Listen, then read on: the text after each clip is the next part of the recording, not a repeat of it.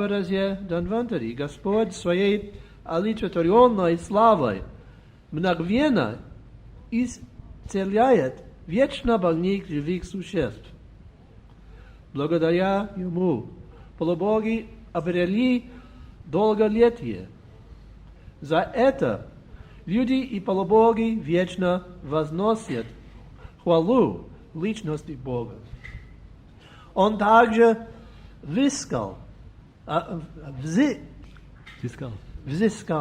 свою долю жертвоприношений и заложил во Вселенной основы медицинских знаний.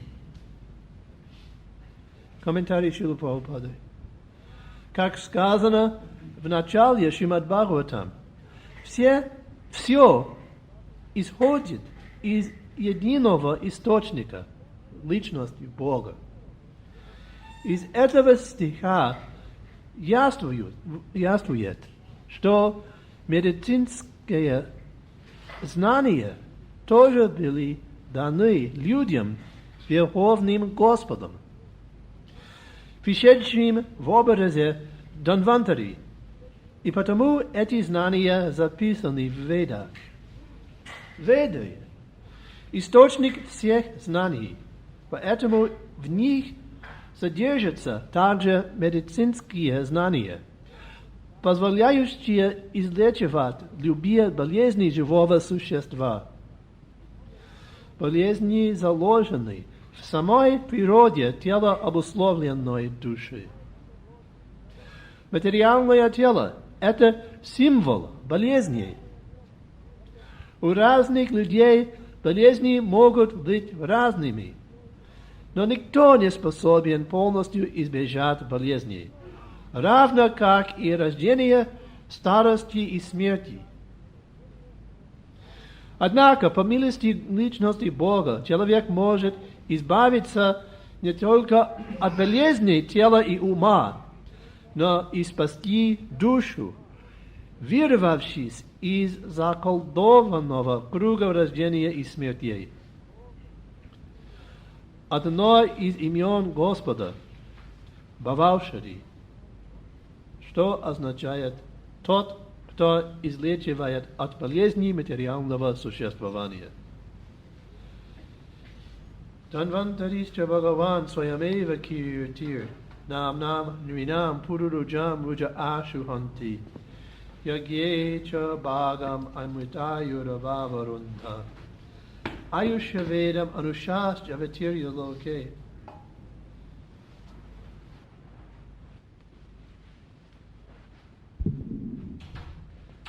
All knowledge comes from the Vedas. Все знание исходит от Вед. Both purely spiritual knowledge and practical sciences as well. Как чисто духовное знание, также и практические науки. And the Vedas are said to have no author. И говорят, что у Вед нет автора. Even God did not write them. Даже Бог не писал их. Just like God did not create the living entities, in the sense that one day He decided to make Himself some living entities. Как, например, Бог не создавал живых существ, в том смысле, что в один прекрасный день Он не решил создать живые существа. Because the living entities always existed. Потому что живые существа всегда существовали. We say that they're coexistent with God, co-eternal with God. Мы говорим, что они одновременно вечны, то есть вечно существуют с Господом. So we can say that even God didn't create the living entities. Поэтому мы можем сказать, что даже Бог даже не создавал живых существ. Of course, we understand Krishna's energies, including the jivas, emanate from Him. He's the source of everything. Конечно, мы понимаем, что энергии Кришны включают в себя и джив. Дживы, они исходят от Кришны. But there wasn't a time when He created the jivas from nothing. Но не было времени, когда Он создал джив из ничего. This is what we usually mean when we say the word creation. Именно это мы подразумеваем, когда употребляем слово «создание». Something didn't exist and then somebody brought it into existence. Чего-то не существовало, и потом кто-то создал это. We think about works of art, literature, and other works of art. Мы говорим о создании искусства и литературы. An author creates his book. The book didn't exist before he wrote it. Автор создает свою книгу. Книга не существовала до того, пока его автор не написал. But the Vedas don't have an author in that sense. Но в этом смысле у Вед нет автора. Because there wasn't a time when there were no Vedas. Потому что не было такого времени, когда не существовали Веды. Krishna didn't sit down one day and decide to write them. Не было так, что в один прекрасный день... А Кришна, допустим, не пришло, он не решил в один прекрасный день сесть и написать Веды. They exist eternally along with God. Они существовали вечно вместе с Господом. Even though sometimes we look at the Vedas and think that they're material. Хотя иногда мы смотрим на Веды и думаем, что они материальны. Actually, they're purely spiritual. На самом деле они полностью духовны. It is said that the Vedas are standing by the throne of Lord Narayan. Говорят, что Веды, они стоят рядом с местом, где сидит Господь Нараян. Even in the Brahma Samhita, it's described how they're surrounding the throne of Govinda and Radha. Даже Брахма Самхита описывает, как Веды стоят вокруг трона, на котором сидят Говинда и Радха. He said that surrounding the Yoga-pit, the place where Lord Govinda and Radharani are sitting on their throne, there were 4 attendants with 4 different colors. Говорят, что йога-питу, то есть место, где восседают Говинда и Радха, вокруг этого места находятся 4 ассистента, как бы, помощника, которые имеют разные цвета. Raktais, I forgot the colors. Well, the colors are white, red, black, and gold. Приблизительно я так помню эти цвета, что они белые, черные, красные и золотистые. And Jiva Goswami in his commentary to the Brahma Samhita says these are the 4 Vedas. They're standing around the throne of Radha Govinda. И Джива Госвами в своих комментариях к Брахма Самхите говорит, что это является 4 ведами, которые окружают трон Радха Говинды. So the Vedas are eternal. They're always present with him in Vaikuntha and even in Goloka Vrindavan. Веды вечные, они всегда находятся вместе с Господом на Вайкунте и даже на Голока Вриндаване. At the same time, Krishna says in the Gita to Arjuna, Trigunya Vishaya Veda, Nistrigunya Bhavarjana. The Vedas mostly deal with material things. Одновременно Кришна говорит в Бхагавадгите Арджуне, что Веды в основном имеют дело с материальными вещами. They deal with the permutations of the 3 modes of nature. Они имеют дело с преобразованием 3 гун материальной природы. And you, Arjuna, should be transcendental, beyond the 3 modes. И ты, Арджуна, должен стать трансцендентным по отношению к этим гунам, превзойти их.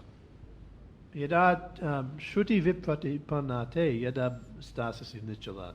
When your mind stops being agitated by the flowery words of the Vedas, then you will be situated in true intelligence. Когда твой ум уже не будет беспокоить цветистый вед, язык вед, тогда ты будешь находиться в чистом состоянии разума. So Krishna seems to be presenting the Vedas as inferior, as material. И можно показаться, что Кришна представляет нам веды как что-то низшего порядка. And generally, in our Vaishnava philosophy, we think that people who are attached to the Vedas are materialistic. И, как правило, в нашей вайшнавской философии мы рассматриваем тех людей, которые привязаны к ведам, как материалистичных людей. But we understand this means people who are attached to the ritualistic understanding of the Vedas. Но мы понимаем, что это те люди, которые привязаны к ритуальному пониманию вед. The Vedas seem to be talking about only material things. Кажется, что веды говорят только о материальных вещах. But as the great sage Yaska commented, Yaska Muni is the author of the Nirukti, the original dictionary, or the commentary that he wrote on the original dictionary of the Vedas. Яска Муни — это комментатор, великий мудрец, комментатор вед, который написал словарь Нирукти, как бы комментарий к Бхагаватам. No, it's commentary. It's commentary on the original dictionary of the Vedas. Извиняюсь. То есть это комментарий к изначальному словарю вед. But he mentions that every mantra in the Vedas can be interpreted on 3 levels. И он объясняет, что каждую мантру вед можно рассматривать на 3 уровнях. Adibhauta, Adidaiva, and Adhyatma. On the Adibhautic level, everything in the Vedas seems to be a description of material nature. Adibhautic. То есть на уровне атмика, атбаутика и атидайвика. На уровне атибаутика кажется, что веды, они описывают только материальные вещи. This is just one level, the lowest level of understanding of the Vedas. Это всего лишь один уровень, самый низший уровень понимания вед. So materialists, especially mundane scholars, they think the Vedas are just glorifying different forces of nature. Материалисты и, в частности, ученые, они думают, что веды в основном прославляют разные силы, природные силы. The Vedas glorify Indra very much. Веды очень много, то есть у них прославляется Индра. Scholars think this must be because the weather in India was very bad. Ученые думают, что причиной этого служит то, что в Индии была очень плохая погода. There were always many, in the summer especially, there were many thunderstorms. В особенности летом там очень много молний. And when the monsoons come, they can wipe out whole villages.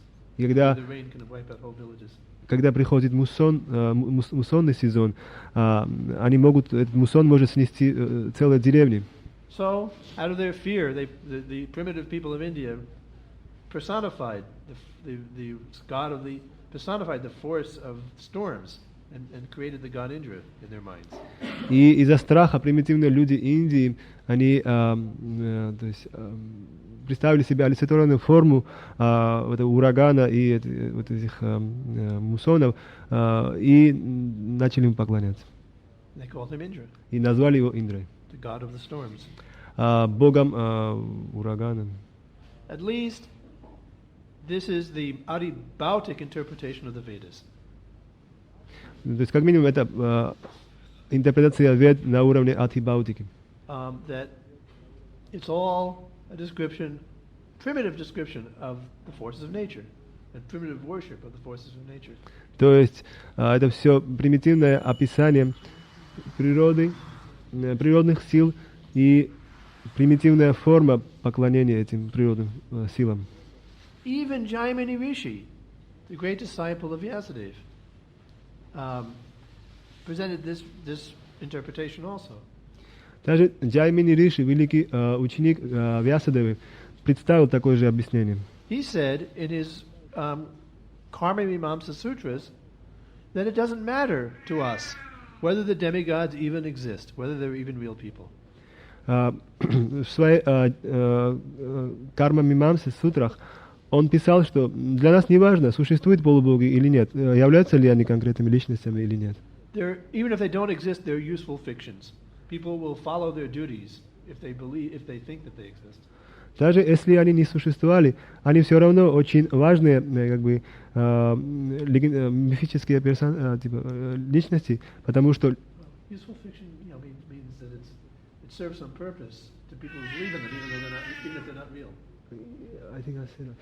То есть они являются выдуманными какими-то личностями, которые очень, все равно очень нужны, потому что, несмотря на то, что люди должны в них верить, тогда они будут выполнять свой долг очень хорошо, даже если они не существуют. This is looking at the Vedas from the materialistic point of view. Это, значит, рассмотрение вед с точки зрения материального уровня. That is especially what Krishna is condemning in the Bhagavad Gita, not the Vedas, but the materialistic way of looking at the Vedas. Именно это порицает Кришна в Бхагавад-гите, не сами веды, то есть материальное рассмотрение вед. But most Vedic Brahmins have that materialistic viewpoint. Но большинство ведических брахманов имеют такой материальный взгляд. The higher understanding is rare. Очень редко встречается более высокое понимание. Therefore, Krishna is not much in favor of being a ritualistic Vedic Brahmin. Поэтому Кришна не очень благосклонен, если кто-то становится просто ритуальным брахманом, следующим ритуалам вед. He certainly didn't want Arjuna to be like such a person. Несомненно, он не хотел, чтобы Арджуна стал таким человеком. The second level of interpretation is called Adidaivik. That's recognizing the personality of so many demigods who control the universe. Второй уровень понимания — это уровень адхидайвики, когда человек признает существование разных полубогов, которые контролируют Вселенную. at least those who recognize the personality of the demigods have some sort of respect for higher authority. А те, которые признают личности полубогов, хотя бы имеют какого-то вида почтения к высшей власти. This is a spiritual qualification. Это уже духовное качество. Krishna says, those who worship the demigods will become prosperous and happy. Кришна говорит, те, которые поклоняются полубогам, они будут процветать и будут счастливы. They're actually worshiping me, but indirectly. Они на самом деле поклоняются мне, но косвенно. But they're not perfectly intelligent, such people. Но у них еще несовершенный разум, у таких людей. They'll have to continue taking births in this world and dying repeatedly. Они будут вынуждены рождаться и умирать снова и снова в этом мире. They may go to heaven, but they still have to die and take birth again. Они могут то есть возвыситься на небеса, но им придется все равно рождаться и умирать снова и снова. That is not the highest understanding of what is being glorified in the Vedic mantras. Это не высшее понимание того, что прославляется в ведических мантрах. Rather, the only correct understanding is the third one, the adhyatmic interpretation. Наоборот, правильное понимание веда — это понимание на третьем уровне, адхьятмика, объяснение адхьятмика. Which means the transcendental understanding of the Vedas. Что означает трансцендентное понимание вед. The understanding that all the demigods are simply Krishna's representatives. Понимание, что все полубоги являются просто представителями Кришны. When we glorify Indra, when we glorify the sun god, we're glorifying the supreme personality of Godhead. Когда мы прославляем Индру, когда мы прославляем Бога Солнца, мы прославляем Верховную Личность Бога. That's why the Vaishnavas are also chanting the Brahma Gayatri mantra every day. Именно поэтому вайшнавы также повторяют Брахма Гаятри мантру каждый день. Even though it seems to be addressed to the effulgence of the sun. Хотя может показаться, что эта мантра обращена на сияние Солнца. What business do we have worshipping the effulgence of the sun as Vaishnavas? Зачем нам, как вайшнавам, поклоняться сиянию Солнца? On the materialistic point of level, on the level of understanding of Adibhautik, the effulgence of the sun is just a phenomenon of nature.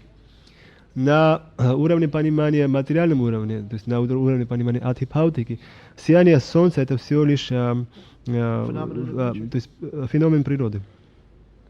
On the second level of understanding, the sun god is a demigod. На втором уровне понимания Бог Солнца — это полубог. Very powerful one. Очень могущественный. But we understand that the sun god is the expansion of Lord Narayan. Но мы понимаем, что Бог Солнца является экспансией Господа Нараяны. Yeah, Aditya Tishtam, the supreme person is standing in the sun. The sun represents him. Верховная личность Бога стоит в Солнце, находится в Солнце. Солнце является его представителем. So we chant this mantra, glorifying the effulgence of the sun as a meditation on the supreme person.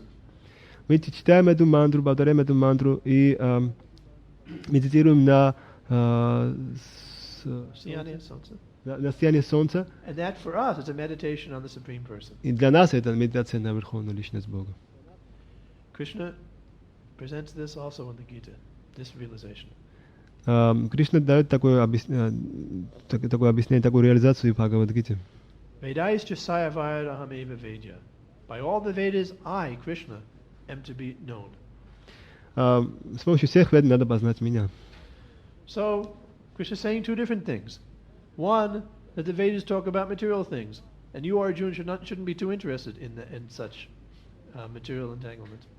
Кришна говорит две разные вещи. Он говорит, что веды в основном имеют дело с материальными вещами, и ты, Арджуна, не должен привлекаться им. And on the other hand, the Vedas are all talking about me, Krishna, and therefore you should be fully absorbed in Vedic knowledge. С другой стороны, все веды говорят только обо мне, о Кришне, поэтому ты должен полностью погрузиться в это знание.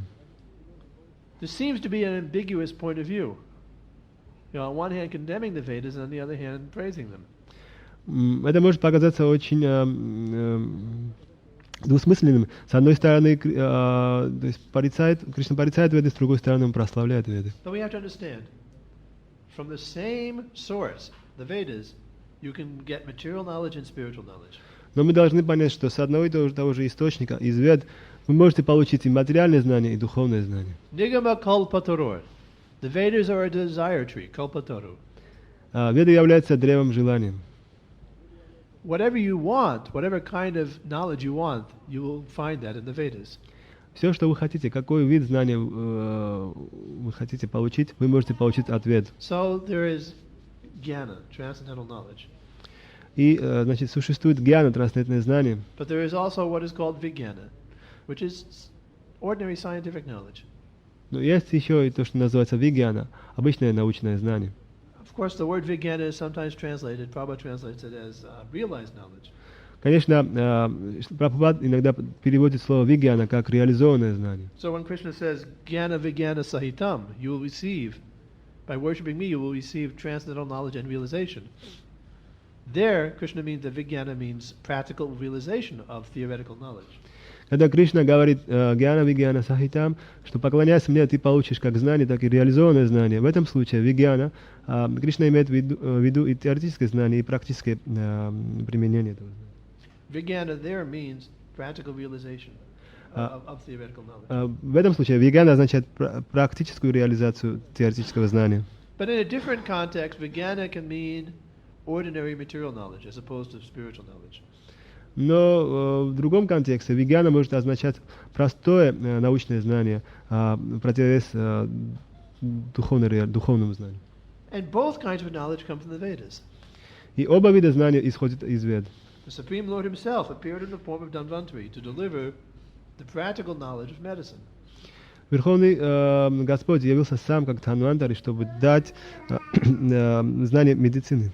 Those who are on the bodily level of consciousness, who are very concerned about their health, about living a long time healthfully, can take advantage of this knowledge. Те, которые слишком заботятся о своих телах, кто хотят быть здоровыми и жить долго, они могут воспользоваться этим знанием. Those who think the most important thing in life is physical health, they can learn the Ayurveda and become doctors. Те, которые думают, что самая важная вещь это заботиться о своем физическом здоровье, они могут изучить аюрведу и стать врачами. There was one instance when a devotee approached Gaur-Kishore Das Babaji in Navadvip. Был случай, когда преданный обратился к Гаур-Кишор Дас Бабаджи в Навадвипе. He told him, "I want to come live in the holy Dham here in Mayapur." Он сказал, я хочу прийти и жить в этой святой Дхаме, в святом Майяпуре. He said, "My idea is to create a free clinic and help people. I'm a doctor." Он сказал, что то есть, у меня есть идея создать бесплатную больницу и лечить больных. Я доктор. And I will stay here in Mayapur, help people and also to develop my Krishna consciousness.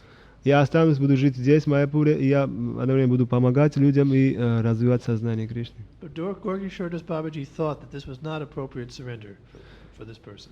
Но Гаур-Кишор Дас Бабаджи подумал, что для этой личности это была неправильной формой предания себя Господу. He criticized this plan very severely. Очень сурово раскритиковал этот план. He told him this is, a materialistic plan. Он сказал ему, это материалистический план. You want to come here in the holy Dham and develop your material position and reputation. Он сказал, что ты хочешь прийти сюда, в святую Дхаму, и развить свою материальную репутацию, свое материальное положение. This is inappropriate. It's offensive against the Dham. You should come here and surrender completely. Это неправильно, это оскорбительно по отношению к святой Дхаме. Ты должен прийти сюда и предаться полностью. So for a pure devotee, it's not so appropriate to become distracted by material sciences, even those that help people. Для преданного не очень хорошо отвлекаться материальными науками, даже если это помогает людям. Ayurveda is a very important science. Аюрведа очень важная наука. There is need for competent doctors. Есть потребность в квалифицированных докторах. And the best science of medicine is the Ayurveda. И лучшая наука медицины это аюрведа. The Ayurveda takes 12 years to learn. Для того, чтобы выучить аюрведу, для этого требуется 12 лет. It should be practiced by experts, not by amateurs. практиковать его должны опытные люди, а не зрелые. If we just read one or two books on the Ayurveda and then start trying to play doctor and treat other devotees, this can be very dangerous. Если мы прочтем одну-две книги по аюрведе и потом начнем играть роль доктора и лечить преданных, это может быть окончится очень плачевно. Prabhupada always told his disciples to go to professional doctors.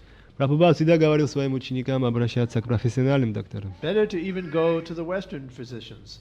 At least they are competent in their own field. Лучше даже обращаться к западным специалистам, хотя бы они знают свое дело, свою область хотя бы. And when devotees presented to Prabhupada the idea that they wanted to go and study Ayurveda, Prabhupada usually almost always discouraged them.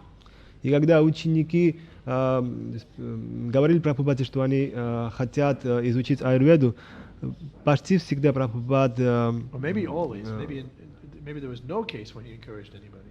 И более того, может быть, даже не почти всегда, а всегда Прабхупад, не было ни одного случая, когда Прабхупад одобрил бы этот план. Because it takes too long to study this science. Потому что требуется очень много времени изучить эту науку. Our lives are short. We don't have that kind of, 10 or 12 years to waste. Наша жизнь коротка, у нас нет 10-12 лет, чтобы ее потратить так. It's much more important to help people transcendentally by preaching the Sankirtan movement. Гораздо более важно помочь людям трансцендентным образом, проповедуя движение Санкиртаны, than to try to become a doctor to help people physically. чем пытаться стать доктором и помочь людям на физическом уровне. Devotees, yes, need medical treatment, but they should get it from professionals, not from amateurs. Да, действительно, преданным нужна такая помощь, медицинская помощь, но они должны получить эту помощь от профессионалов, а не от несведущих людей. Devotees can learn some basic principles of Ayurveda and maybe use some simple medicines, because we don't have Ayurvedic doctors available. Преданные могут выучить основные принципы аюрведы и могут овладеть какими-то простыми лекарствами, потому что у нас нет аюрведических докторов, у нас нет доступа к ним. Но очень опасно стать таким незрелым аюрведическим доктором и подвергать опасности и лечить, пытаться лечить других преданных. Our interest should be transcendental jnana, the teachings of Shrimad-Bhagavatam, not mundane sciences. Как правило, объектом нашего интереса должна быть трансцендентная гьяна, трансцендентное знание, а не материальная наука. The Vedas are a desire tree. There are so many branches. Веды, они древо желаний, и они имеют очень много ветвей. We're interested primarily in Nigama Kalpa Taror Galitam Palam, the perfect ripened fruit of the Vedic desire tree, Shrimad-Bhagavatam. Нас интересует в основном самый зрелый плод вед, Шримад-Бхагаватам. We can establish a university in which there are 30 different departments, all teaching Shrimad-Bhagavatam. Мы можем основать университет, где есть 30 разных факультетов, и на всех учат Шримад-Бхагаватам. And we can also have, some department for studying other Vedic literatures. У нас тоже могут быть факультеты, на котором обучают разным частям, другим частям ведической литературы. Prabhupada wanted that we present the Puranas, the Upanishads. He wanted the BBT to publish these books. Прабхупад хотел, чтобы мы представляли Пураны, Упанишады. Он хотел, чтобы BBT публиковала эти книги. We want to show people we don't just have one Bible, one Quran. We have thousands of scriptures. Он хотел показать людям, что у нас не только одна Библия, один Коран, у нас тысячи разных писаний. And not just rotting, text sitting in some old library. И не просто какой-то гниющий текст, который где-то лежит на полке в библиотеке. But we have published all these books in the BBT, in our translations. Here they are, shelf with thousands of books. Нет, мы все эти книги, публиковали, наша BBT, оно опубликовало эти книги. Вот они лежат, стоят на полке перед вами. At least in the future, the BBT should be able to claim that they've published all these Vedic literatures, thousands of them. Хотя в будущем BBT должно иметь право заявлять то, что они опубликовали все эти книги тысячами и тысячами. But our primary interest is in that ripened fruit, Shrimad-Bhagavatam. That is the source of all Krishna conscious knowledge. В первую очередь нас интересует зрелый плод, Шримад-Бхагаватам. Это самый совершенный источник ведического знания. In the Ayurveda, there is the department of Rasayanam. В Аюрведе есть раздел, который называется Расаяном. Rasayana means tonic. Rasayana is general pharmacopoeia or pharmacy. Расаяна означает тонизирующее средство, или обычно это фармакопия, фармакология. Rasa is the juice of life. Раса — это сок жизни. And what brings life back to the body is called rasayana.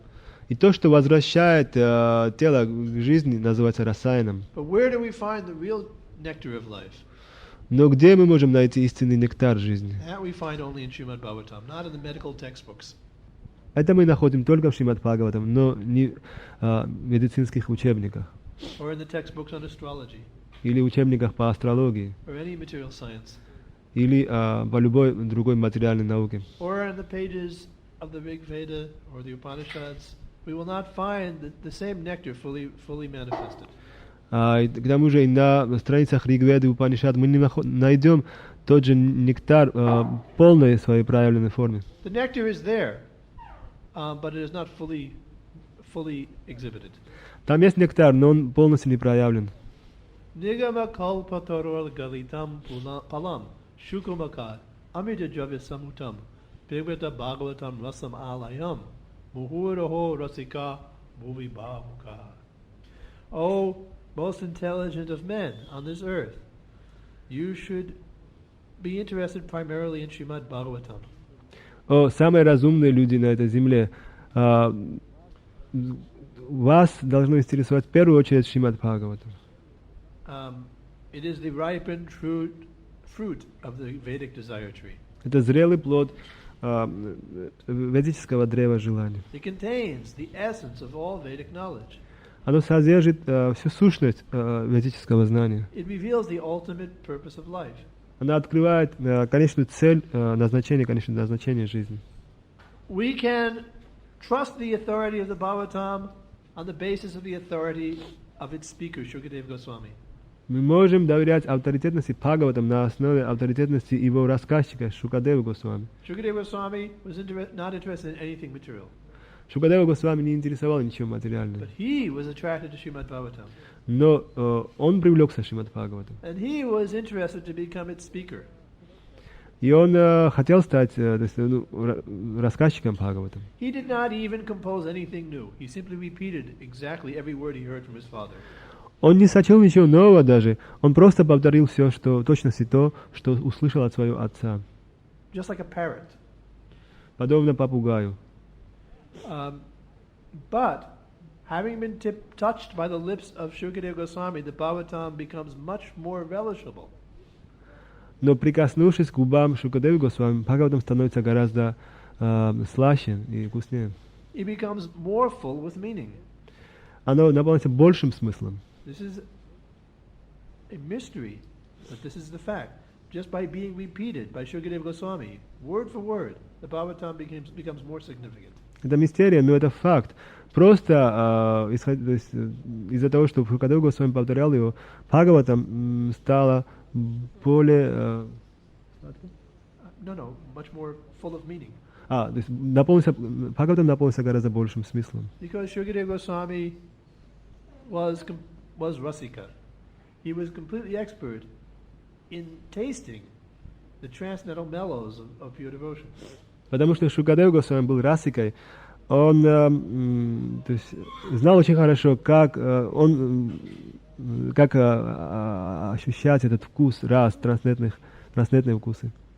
Someone like me sits here, in Shukadev's seat, and repeats these same words, and they come out very dry.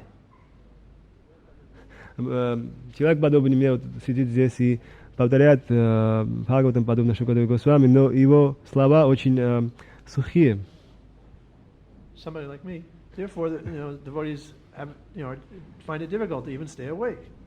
Поэтому преданным трудно даже удержаться, не засыпать на этой лекции. Because I don't have the realization. потому что у меня нет реализации. But when Shukadeva Goswami repeats the same words, every syllable is drenched in nectar. Но когда Шукадев Госвами повторяет, каждый слог пропитан нектаром. He could be repeating anything, his laundry list, and it would be full of nectar. Он мог бы повторять все, что угодно, то есть перечень свою... То есть перечень своих покупок, и это тоже было бы наполнено полным нектаром. One kilo potatoes, two kapustas. Килограмм картошки, 2 килограмма капусты.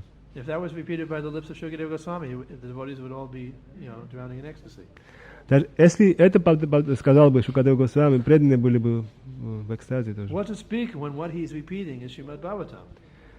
Не говоря уже о том, когда он повторяет Шримад-Бхагаватам. Therefore, those who are other people who are also rasika, who also appreciate that transcendental taste, they should constantly drink this Bhagavatam. Поэтому другие, те, которые являются тоже расиками, они должны постоянно пить этот Бхагаватам. This rasa is really the essence of the Vedas. Эта раса на самом деле является сущностью Вед.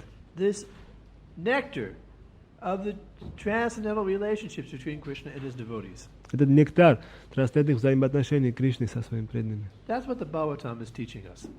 Этому именно учит нас Бхагаватам. What it tastes like to be Krishna's devotee.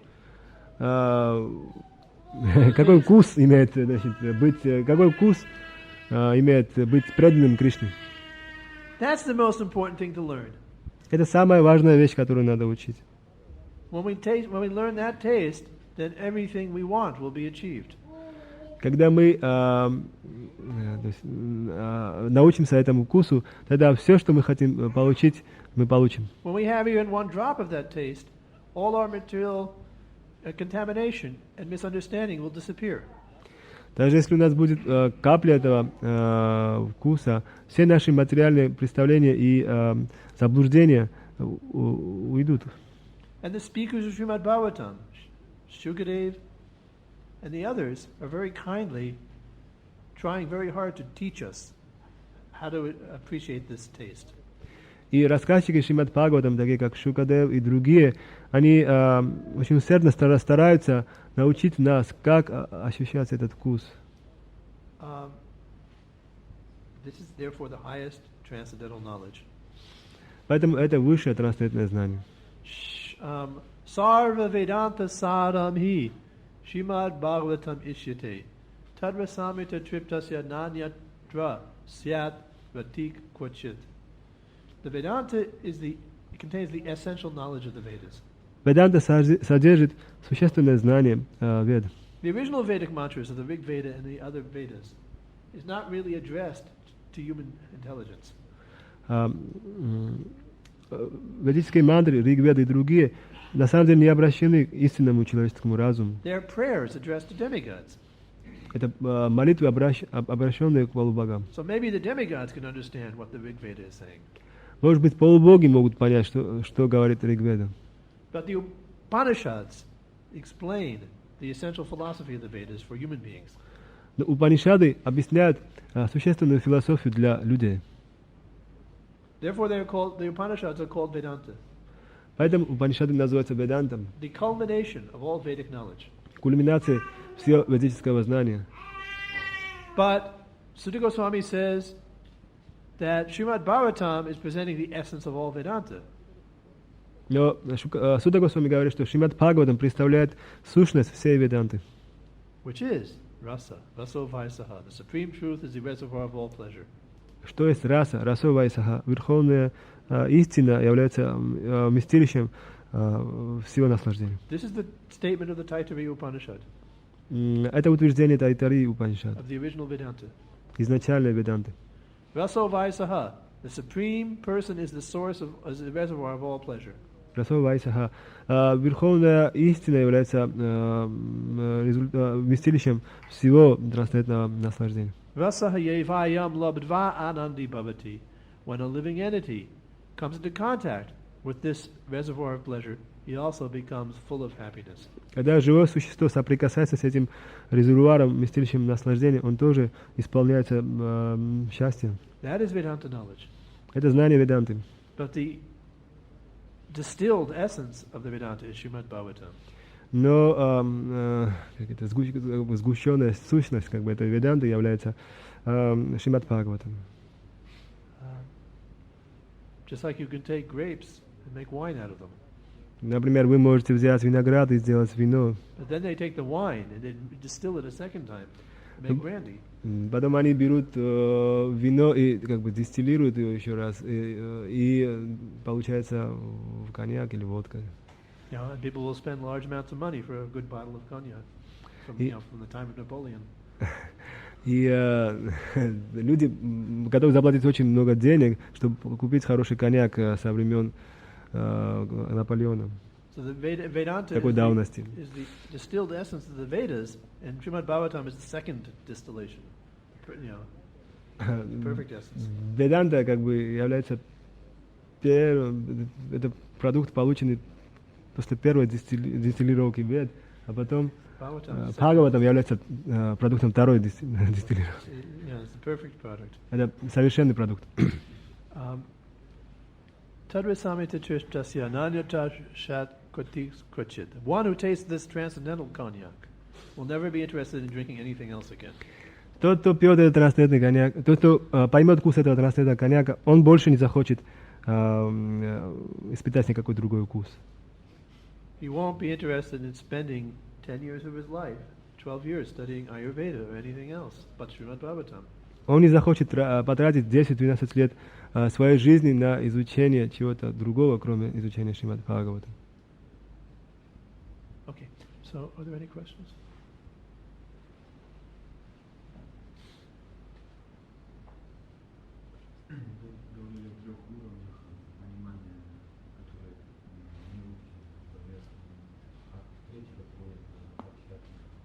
Oh, no, I described all three. Я описал все три уровня. The second level is a level of appreciating and worshipping the demigods. Второй уровень — это как бы уровень осознания и поклонения полубогам. Understanding that when the Vedas glorify forces of nature, they're actually glorifying the persons who control these forces. Понимание того, что когда Веды прославляют силы природы, на самом деле они прославляют личности, которые контролируют эти силы. That's an intermediate stage of realization. Это промежуточный уровень реализации. It's only complete when one then realizes also that all these persons are just representatives of the Supreme Person. Он становится завершенным, полным, когда человек понимает, что все эти личности являются представителями Верховной Личности. Then the Vaishnavas can chant the hymns of the Rig Veda and perform Vedic sacrifices, understanding that they're actually worshipping Krishna. Да, вайшнавы могут читать Ригведу и совершать ведические жертвоприношения, понимая, что они на самом деле поклоняются Господу.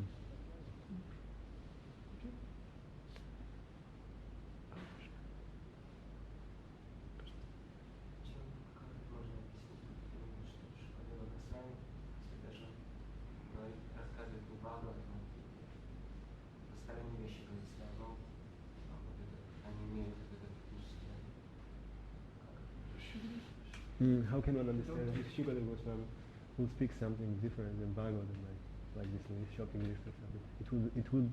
It would still be full of nectar. Just like everything Prabhupada ever said was full of nectar. Как, например, все, о чем говорил Прабхупада, было исполнено нектаром. Even when he told his disciples to go buy a kilo of potatoes and 2 kapustas, the way Prabhupada said it was nectarian. Даже когда он говорил своим ученикам: иди купи килограмм картошки, 2 кило капусты, то есть манера, как это Прабхупад говорил, была исполнена нектара и блаженства. It was full of Krishna consciousness. Оно было наполнено сознанием Кришны. Prabhupada wasn't thinking, I need a kilo of potatoes to fill my belly. He was thinking, I need a kilo of potatoes to worship Krishna with. Прабхупад не думал, мне нужен килограмм картошки для того, чтобы, значит, набить себе желудок, мне нужна эта картошка для того, чтобы поклоняться Кришне. Every word was full of Krishna conscious significance. Каждое слово было исполнено смысла сознания Кришны. Every gesture that Prabhupada made, every nod of his head was full of nectar. любой жест, любое покачивание головой, любое движение головой было исполнено нектаром. Anybody who heard Prabhupada, whoever saw him, can see this directly. Любой, кто видел Прабхупаду, который слышал его, он видел это непосредственно.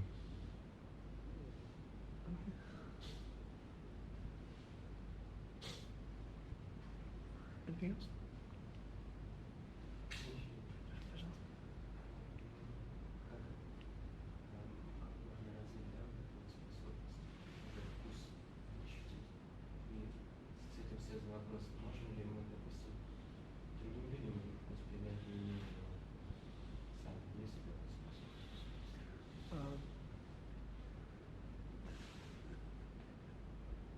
Complete capability, the complete,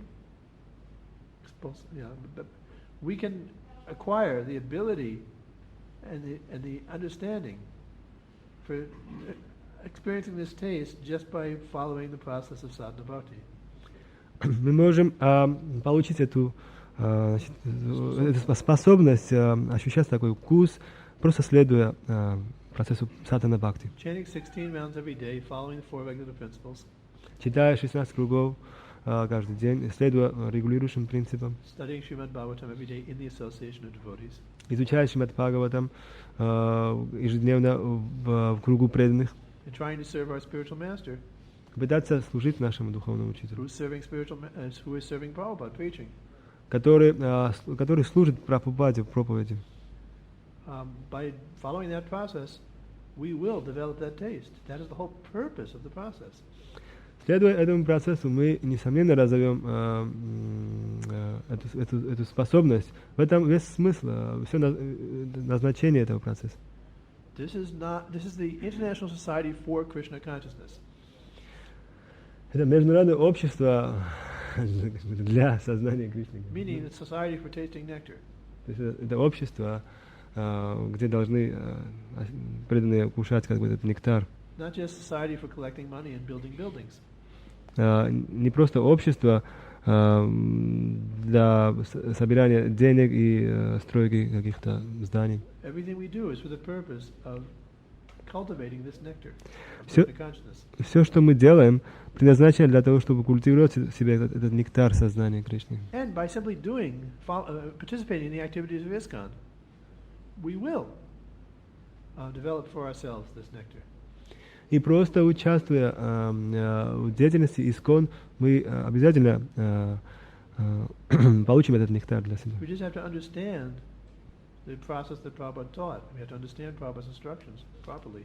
Мы просто должны понять процесс, который учил нам Шрила Прабхупад. Мы должны просто правильно понять его наставления. And avoid committing offenses against Vaishnavas. И избегать оскорбления вайшнавов. Then it will just be a matter of time before we actually taste this nectar. Тогда останется просто вопрос времени, когда мы почувствуем этот нектар. And the second question was, asking whether we, with not tasting this nectar, can give it to others. The answer was yes. И вторая часть вопроса, касающаяся того, сможем ли мы еще, то есть не обладая этим вкусом, передать другим этот вкус. Ответ в том, что да. A mailman can deliver a check for $1 million, even though he's still poor. Почтальон может передать кому-то чек с $1 миллион, даже если он бедный. Of course, if he is in the habit of opening up letters and stealing all the money he sees, then it won't be delivered. Конечно, если он откроет конверт и увидит все эти деньги, и украдет все эти деньги, конечно, он не сможет передать это другому человеку. Адресат не получит $1 миллион. But if he's an honest postman and he doesn't distort, he doesn't cheat, then the message will be delivered. Но если он честный почтальон, если он не крадет, не украдет ничего не изменит, тогда он сможет передать это другому. So we don't have to become paramahamsas to be effective preachers. Нет необходимости стать парамахамсой, чтобы быть эффективным проповедником. But we have to become honest disciples. Но мы должны стать честным учеником. Not open up Prabhupada's letters, and try to steal all the money inside. Не открывать письма Прабхупады и пытаться украсть все эти деньги, которые находятся в них. In other words, we shouldn't try to take advantage of Prabhupada's mercy for our own material success. Иными словами, мы не должны пользоваться милостью Прабхупады ради собственного успеха, материального успеха. We're being given the opportunity for spiritual perfection, and instead we want to trade it for something material. Нам дана возможность духовного совершенства, и мы не должны это поменять на что-то материальное. The mailman discovers a check for $1 million. He can't cash it. И, например, если почтальон обнаружит, что у него чек размером $1 миллион, он не сможет ее разменять.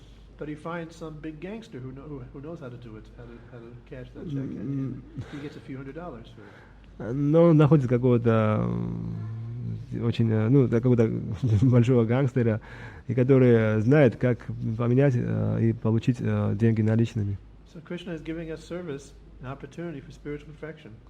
Кришна дает нам возможность для достижения духовного совершенства. But then we want to trade it in to Maya, the biggest gangster, for some cheap, material thing.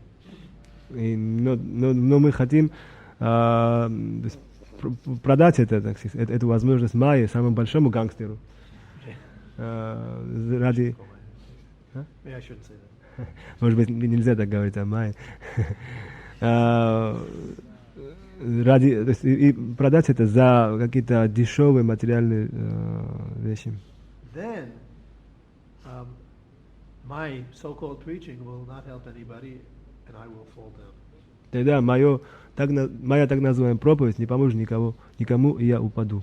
So we have to preach, but it doesn't mean we don't have to be careful about being Krishna conscious.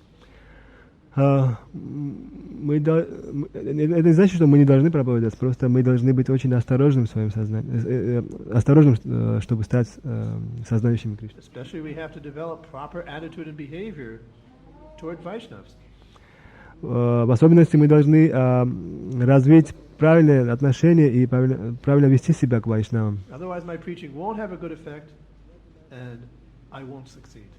Иначе моя проповедь не будет иметь хорошего результата, и я не достигну успеха.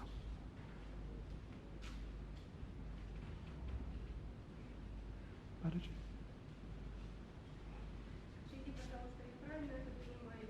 Олицетворенные веды, это значит, что они в лицах, они как ближайшие спутники, 4 спутника, 4 цветах одежды. Правильно? Правильно. Okay. It's explained, though, that personified Vedas that offered prayers to Krishna in the 10th canto are actually the sages who are responsible for transmitting those Vedas. Хотя объясняется, что олицетворенные веды, которые читали молитвы Кришне в 10-й песне, это на самом деле мудрецы, которые отвечают за передачу этих вед. So there's two different kinds of personifications in the Vedas. То есть есть два разных вида олицетворенных вед. In this world, the Vedas are represented by the sages who received these Vedas in their meditation. В этом мире веды представляют мудрецы, которые получили их в своей медитации. So they are the personified Vedas in the material sense. Они являются олицетворением вед в материальном смысле. But in the spiritual world, the original Vedas themselves are present as persons. Но в духовном мире изначально веды, они представлены как личности.